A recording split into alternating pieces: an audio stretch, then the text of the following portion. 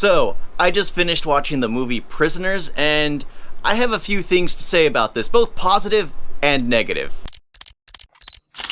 Hello there, namaste. So the movie Prisoners, I finally watched, I guess, for the first time. I thought I had seen this film before because it's always spoken about. But yeah, I guess I had never seen it. So this film starts off with Hugh Jackman taking his son out to hunt deer, which, you know, it serves a purpose in the story. At first, the first time I finished it, I was like, you know what? But why was that in there? But then after a minute of thinking about it, it's like, oh, okay, that's why. They're culling the herd. And the story is about basically culling the herd. So Hugh Jackman and his friend lose their daughters, their youngest daughters, and they start going on the hunt to basically find him. They come across an RV, which just seems predatory to begin with, out in the countryside, and they report it. The person who runs the RV basically gets brought in. He has the intelligence of a 10-year-old, but he has a license. So Hugh Jackman gets fixated on him. It's just like, he's the one who did it. He's the one who did it. He's the one who did it. The case gets handed over to Jake Gyllenhaal, who happens to be the main detective. Well, he's the one who the case is handed to. And he starts investigating everything. He finds the RV, basically brings in the suspect. They find out that he's an intelligence of a 10-year-old. He doesn't understand the questions when he gets, you know, what is it called? Where you're put on a tester, whatever it's called. Yeah, he doesn't understand the questions, so he can't answer them truthfully or falsely because he doesn't understand them. He has the intelligence of a 10-year-old. And it starts going weird in the way that it made it seem like everyone in the suburb neighborhood was a registered sex offender. And what's funny is if you actually look up the registry, if your state or nation has a registry for these people, you start to see they pop up everywhere. Because there's like this montage of him hunting down various people and talking to them all. He comes across a pastor who's been drinking himself to, or he used the word father, who's been drinking himself to death, and finds out that he had tied someone up in his basement who had like a maze strapped on his chest, or a maze necklace on his chest. We'll get to that later. Jake Gyllenhaal has to release the suspect because they can only hold him for 48 hours, and releases him, and Hugh Jackman ends up going insane at that point. Ends up capturing the suspect, and this is the one thing that I had issues with, because they try to make him out to be like a sensitive 10-year-old, but he's an adult. It's the same actor who plays the Riddler, I believe, in the Batman show, or the Batman movie, the Robert Pattinson's Batman. So he's basically playing the same character. But there's this scene where Hugh Jackman is hunting him down, because they said, like, he basically goes out and observes him, and the first thing he does when he takes the dog for a walk, he picks up the dog and starts strangling it by its collar. And I was like, I was thinking, it's like, yeah, he did it. But he had a traumatic childhood, so it makes sense. But there's this all fixation in this series about this maze that's unsolvable. They get into that later on, because there's someone who wants to be the criminal. He's just a creeper to begin with. He just wants to be the criminal. So Jake Gyllenhaal starts hunting down that guy. But there's this scene where they're investigating one house, and there is so much emphasis put on a car. Just the way it's shot cinematography, I knew it the second they showed it, because they had it in one scene, and then they had it like it was perfectly in focus from inside the house as well.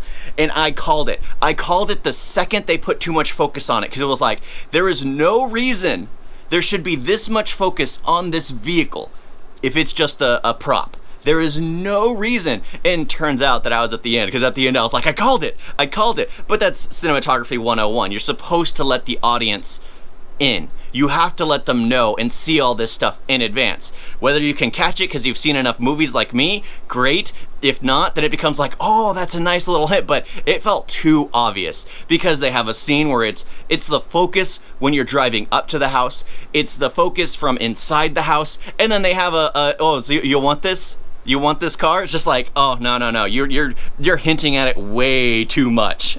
But Hugh Jackman basically kidnaps this man with the IQ of a 10-year-old and basically starts torturing him to tell him where his daughter is. And in a way, he's right about his accusation, but he's not right about his accusation. Because at the end of the film, you find out that person was involved, but he's not involved. He's a victim as well. And it's like, it's so confusing because I'm like, what the heck is the point of all this? It was aggravating to be like, okay, he did all this to be right, but to be wrong. Why didn't the person who was innocent to begin with, who knew about everything, not confess to it in the beginning? There's so many things that just feel off about it. Sure, this man has the IQ of a 10-year-old and doesn't seem to understand, but it was like, you could just say it. You could just say it, but it was confusing to me. It was like there were parts that just seemed to stretch. There's this scene near the end of the film where Hugh Jackman is literally in the place where one of the girls is discovered, or where she says she heard his voice. And instead of telling the cops, which would have led to saving the other child immediately within less than an hour, he got in his truck and took off, and they suspected him as being the suspect. Instead of telling the cops, he tried to do it himself and getting himself put in a stupid situation. It's like, dude, you risk your child's own life for your own glory? I don't know. It was dumb. I hated that scene.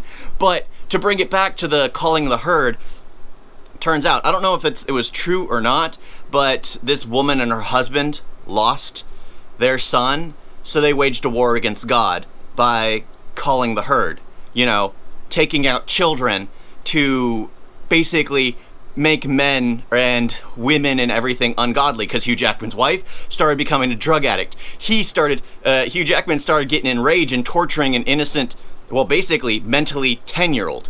It was nuts. It was nuts. But there's this huge twist that it was like everything's interconnected. The body that was left to starve at the base of the father's home, that serves a purpose. The whole thing is so interconnected. You could tell from the beginning, like there's these mazes that are being drawn. It's like, oh, I saw that. They hinted at it at this point.